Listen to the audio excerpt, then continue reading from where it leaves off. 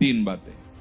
कैसे भी भोगी विलासी कैसा भी ईश्वर देखकर उसकी उसमें महत्व बुद्धि नहीं होगी, है बहुत बढ़िया जीवन नहीं। कैसे भी भोग सामग्री को भोगते हुए किसी को देख ले, उसके हृदय में भोग इच्छा जागृत नहीं होगी। और कैसी भी आश्चर्यमयी बात सुन ले व्यक्ति, स्थान, कुछ उसको जानने की इच्छा, ये क्या है, कौन है, कैसा, कि ऐसी निंदनीय दुर्गति उसकी होती है कि वो प्रतिपल सोचता मैं फांसी लगा लूं, जहर खा लूं, पर वो नहीं कर पाएगा। ऐसी परिस्थिति पैदा कर दी जाए, मतलब सजा हो गई। अब वो सोचता है इससे अच्छा मैं मर जाऊं, प्रतिपल वो आत्महत्या करता है। मित्र, जमीन, धन, महल, स्त्रियां, उत्तराधिकारी, संपत्तियां, ये सब स्वप्न और इंद्रजाल के समान है। गिन लो कुछ दिन का है ये। तृष्णा, भोगे हुए भोगे को पुनः भोगने की इच्छा का नाम तृष्णा है। ओ बड़ा यार आनंद आया था, चटनी समोसा लाओ आज। जिस समय किसी भी भोग को दिखा रहा हो उसे बेकार।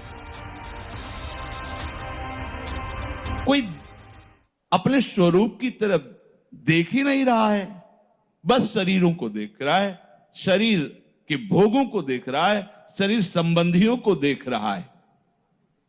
इसी में फंसे हैं, देख लीजिए आप। विरक्त किससे हुए हैं और किससे होना चाहिए, विचार करो।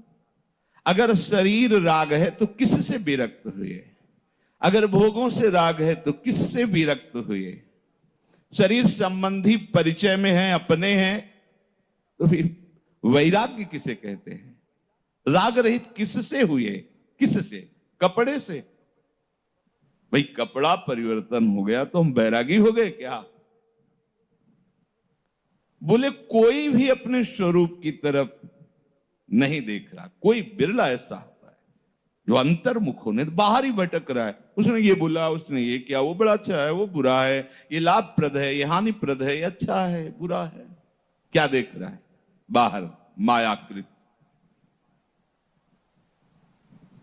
और जो विज्ञानानंद घन परमात्मा दर्शन करने का अधिकारी होता है, उसकी दृष्टि बदल जाती है।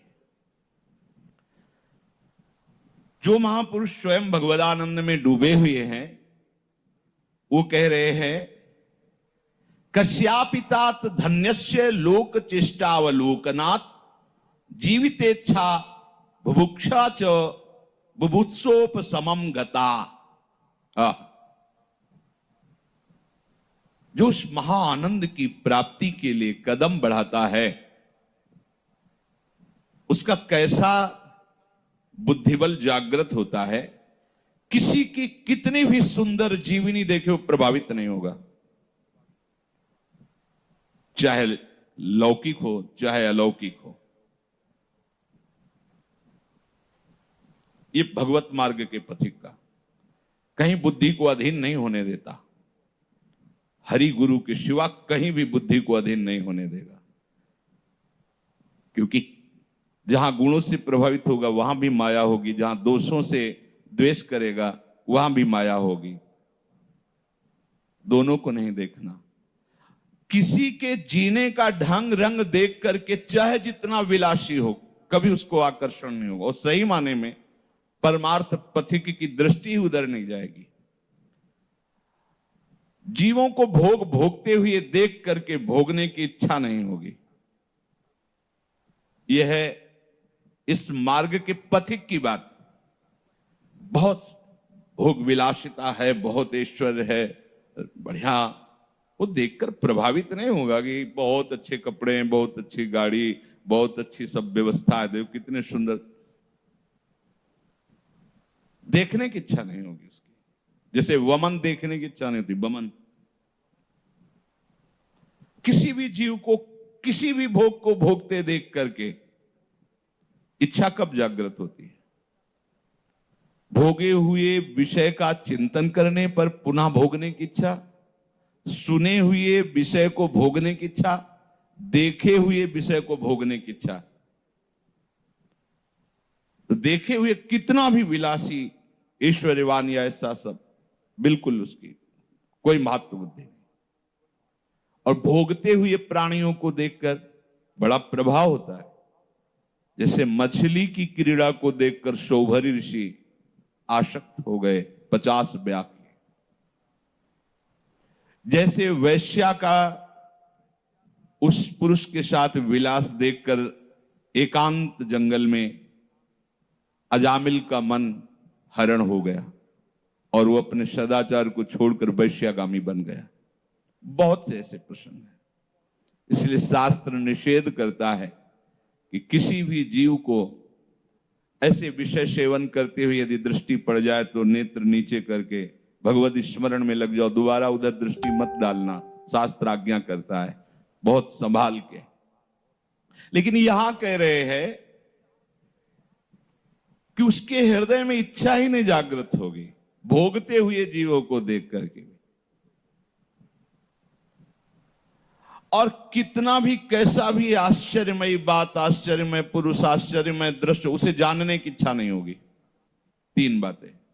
कैसे भी भोगी विलासी कैसा भी ईश्वर देखकर उसकी उसमें महत्व बुद्धि नहीं होगी, है बहुत बढ़िया जीवन नहीं। कैसे भी भोग सामग्री को भोगते हुए किसी को देख ले, उसके हृदय में भोग इच्छा जागृत नहीं होगी। और कैसी भी आश्चर्यमयी बात सुन ले व्यक्ति, स्थान, कुछ उसको जानने की इच्छा, ये क्या है, कौन है, कैसा, जैसे 4 लोग कौन है, कुछ नहीं। क्यों ऐसा, क्यों? क्योंकि उसने ऐसी जानने वाली वस्तु जान ली जिसके जानने के बाद कुछ जानना बाकी नहीं रहता। वो ऐसी पाने वाली वस्तु पा गया है जिसके पाने के बाद कुछ पाना बाकी नहीं रहता। या वो ऐसी वस्तु जानना चाहता है जिसके जानने पर सब कुछ जान जाया जाता है। वो ऐसी वस्तु पाना चाहता है जिसके पाने के बाद सब कुछ पा लिया जाता है। वो एकमात्र प्रभु है, वही हमारी आत्मा, आत्मा हरिवंश प्रगट परमानंद। अनित्यम सर्वमेवेदं तापत्रिते दूषितम असारम निंदितम हेय मिति निश्चित साम्यति। ये सारा जगत जल रहा है मानसिक कष्ट से, दैविक कष्ट से, भौतिक कष्ट से जल रहा है। और ऐसा नशे में है माया के कि उस जलन को मिटाने के लिए और जलन स्वीकार करता जा रहा है, हाथ धोने के लिए और गंदगी लपेटता जा रहा है। उसको समझ ठीक नहीं। कल जो प्रसंग छूटा था पीछे कि जो पतन का जिसका लक्षण होता है, वहां से कि वो खान पान और वो इतना भोगी हो जाता है, जो कल प्रसंग थोड़ा सा इतना भोगी हो जाता है कि उसके द्वारा पापाचरण ही होता है, केवल पापाचरण ही होता है। कैसा, मतलब कैसा, कितना गिर सकता है नहीं समझ सकते। राक्षस हो जाता है, राक्षस। वो कुछ भी कर सकता है, कुछ भी। उसी के आगे उसमें श्लोक वर्णन था कि ऐसी निंदनीय दुर्गति उसकी होती है कि वो प्रतिपल सोचता है मैं फांसी लगा लूं, जहर खा लूं, पर वो नहीं कर पाएगा। ऐसी परिस्थिति पैदा कर दीजिए, मतलब सजा हो गई। अब वो सोचता है इससे अच्छा मैं मर जाऊं, प्रतिपल वो आत्महत्या करता है। मैं ऐसे मर जाऊं, मैं ऐसे, वो मरना चाहता है पर उसे मरने नहीं दिया जाता। और जब शरीर छूटता है तो भयानक दुर्गति नरक में प्राप्त करता है। इसलिए यहां कह रहे अनित्यम, जितने तुम अनित्य में राग किए हुए बैठे हो, ये तुम्हें मानसिक जलन, दैविक, भौतिक, ये तीनों जलन आपको जलाती रहेंगी। इनसे तभी मुक्त हो सकते हो जब प्रभु का राज्य तुम्हारे हृदय में हो जाएगा। अभी माया का राज्य है, दैहिक, दैविक, भौतिक तापा, और राम राज काहू नहीं। जिसके हृदय में हमारे माई श्यामा जी को राज, फिर इन तापों का प्रवेश नहीं होता। परम शीतलमाश्रयामि, अद्भुत शीतलता उसके हृदय में रहती है। जो उपासक है उसकी ऐसी दृष्टि रहती कि पूरे जगत में कोई सार वस्तु नहीं है, कोई भी सार वस्तु नहीं, सब अनित्य है, त्याज्य है। वो ऐसा निश्चय करके शांत हो जाता है। कोई भी वस्तु प्राप्ति की इच्छा नहीं, सब अनित्य है, सब जलन बढ़ाने वाली, शांत हो जाता है। कुशौ कालो वयः किं वा यत्र द्वंद्वानिनो नृणाम तान्युपेक्ष यथा प्राप्तवर्ती सिद्धिमवाप्नुयात्। अब वो देखने लगता है कि जैसी इस शरीर की व्यवस्था हरि ने सोची होगी वैसी होगी। असार वस्तु की अब चाह नहीं करनी कि ये व्यक्ति मेरे पास रहे, ये वस्तु मेरे पास रहे। जो अनुकूल होता है उसको लगता है मेरे पास रहे, जो प्रतिकूल होता है ऐसा लगता है इसको देखें ही ना। वो ये दोनों बातों से हट जाता है, क्योंकि दोनों असार है। तो उसका जीवन कैसे चलता है? बोले जथा लाभ संतोष सदा काहू सो कछु न चाहोगो। जैसी हरि व्यवस्था कहते योगक्षेमम बाह्म्यहम। अब जैसी हरि व्यवस्था कहते महलों में रखे, चाहे झोपड़ी में बास दे, उसका ना झोपड़ी के प्रति कोई राग है ना महलों के प्रति राग है। उसने अपने जीवन को प्रभु में समर्पित कर दिया। अब जैसे चाहे वैसे बर्ताव करे। सर्दी गर्मी सुख दुख मान अपमान लाभ हानि, इन सब से ऊपर उठ जाता है वो। कब? जब अपने आप को समर्पित कर दिया। क्या चाह करना है? सब झूठा है, मान भी झूठा है, अपमान भी झूठा है, लाभ भी यहां का झूठा है और हानि भी यहाँ की उन्नति भी झूठी है, अवनति भी झूठी। क्या सार है? तो बोले अब वो ऐसे आनंद में पहुंच गया, अब वो संसार का त्यागी हो गया।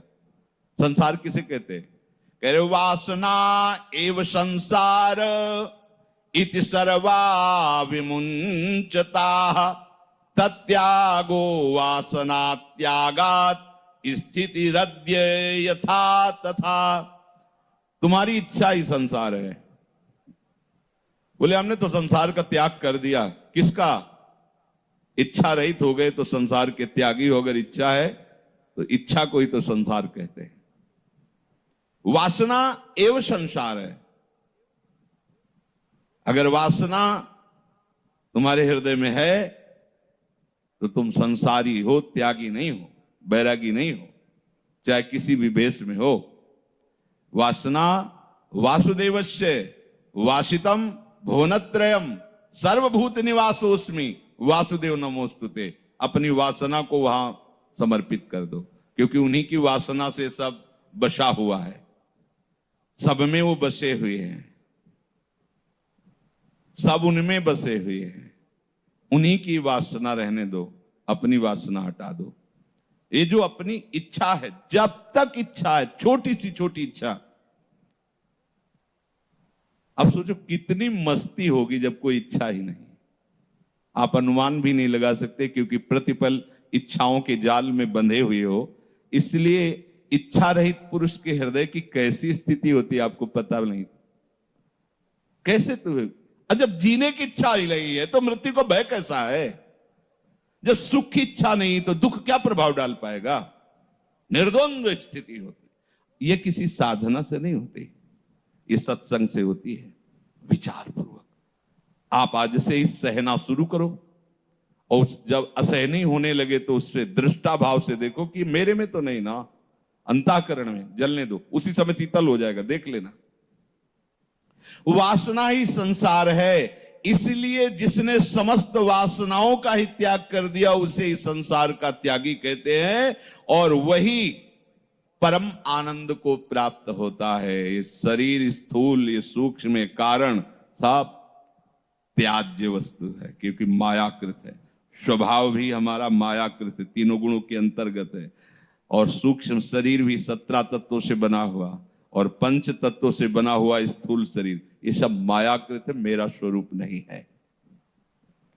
स्वप्नेन्द्र जालवत पश्य दिनानि त्रीणि पंचवा मित्र क्षेत्र धनागार दार दायादि संपदा। ऐ उपासक सावधान हो जा, तेरे ये मित्र, तेरे जमीन जायदाद, ये धन संपत्ति, ये तेरी सुंदर सुंदर भोग सामग्रियां, स्त्री आदि, और तेरी संपत्ति के उत्तराधिकारी आदि, ये केवल इंद्रजाल है। इंद्रजाल स्वप्न है। स्वप्नेन्द्र जालवत पश्यत, देख ये केवल स्वप्न है, एक जाग जा। महापुरुष जन जो जगे हुए हैं वो ऐसा वर्णन करते हैं, जेहि जाने जग जाए हेराई, जागे जथा स्वपन भ्रम जाई। सब महापुरुषों ने ऐसा ही वर्णन किया है। ऐसा ही है, जब जग जाता है कैसा परमानंद स्वरूप में वो मगन हो जाता है। ओहो, कैसे धोखे में बंधा हुआ था, धोखे में, यद्यपि बंधन नहीं और धोखे में, भ्रम में फंसा हुआ था। जास कृपा सब भ्रम मिट जाए। हाँ, मित्र, जमीन, धन, महल, स्त्रियां, उत्तराधिकारी, संपत्तियां, ये सब स्वप्न और इंद्रजाल के समान है। गिन लो, कुछ दिन का है ये, आगे नहीं। पहले नहीं था, बाद में नहीं रहेगा, ये बीच में स्वप्न दिखाई दे रहा है। इसलिए यत्र यत्र भवेत् तृष्णा संसारम विद्धि तत्र वै प्रौढ़ वैराग्यमाश्रित वीत तृष्णा सुखी भव। अय उपासक, जहां जहां तुम्हारी सुख बुद्धि है उसका त्याग करो। तृष्णा, भोगे हुए भोगे को पुनः भोगने की इच्छा का नाम तृष्णा है। ओ बड़ा यार आनंद आया था वो जब चटनी समोसा लाओ आज, नहीं, जिस समय किसी भी भोग को दिखा रहा हो उसे बेकार। आप तुरंत ना कीजिए, नहीं तो मन अगर आपसे दस्तखत करवा लिया तो ना चाहते हुए भी वो क्रिया में पहुंचा देगा। तुरंत आपको अस्वीकार करना है, तुरंत आप, नहीं मेरे को आवश्यकता नहीं है। तू रसेंद्री से मिलकर लंपट हो गया है, अब नहीं, समझ में आ गया तेरी चाल समझ, अब तू मुझे नहीं फंसा सकता। नहीं नहीं नहीं, बस हो गया। नहीं, ये भोग है, वो हर समय प्रस्तुत करेगा जब तक मरेगा नहीं। जब निरंतर भगवत समर्पित बुद्धि भगवत स्मरण करती रहती है तो मन मर जाता है, वो मर के अमर हो जाता है। निर्मल सच्चिदानंद स्वरूप में स्थित यही मन हो जाता है, जब तक ये विषयी है तब तक नहीं। तो कह रहे जहां जहां तृष्णा जाए वहीं वहीं तुम्हारा बंधन है। ये देख ले, ये सुन ले, ये भोग ले, ये तुम्हारा बंधन है और ये तुम ही ने स्वीकार किया है, तो तुम ही को अस्वीकार करना पड़ेगा। दूसरा कोई आके अस्वीकार थोड़ी करेगा, दूसरा तुम्हें बताएगा। अस्वीकार या स्वीकार तुम्हें करना होगा। इसलिए भगवान ने कहा अपने आप से आप अपना उद्धार कीजिए, अपने आप से। क्योंकि शास्त्र संत गुरुदेव आपको उपदेश करेंगे, लेकिन स्वीकृति आपकी, अगर स्वीकृति नहीं तो कुछ नहीं होने वाला, चाहे 20 वर्ष बैठे रहो, स्वीकृति से होता है।